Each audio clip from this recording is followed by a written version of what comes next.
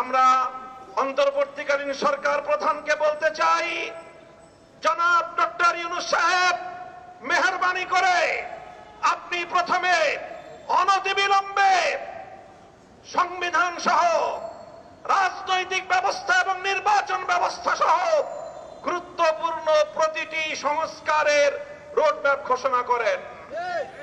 কবে নাগাদ আপনারা এই সকল সংস্কারগুলো করবেন? এই সংস্কারগুলোর একটা রোডম্যাপ ঘোষণা করেন।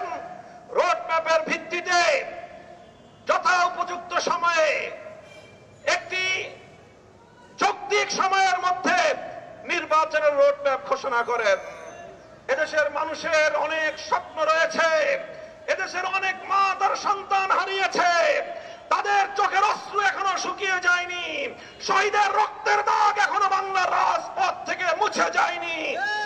এখনো ক্ষমতা নিয়ে এত মারামারি করা এবং এত হানাহানিতে লিপ্ত হওয়া আমাদের জন্য সমীচীন হবে না।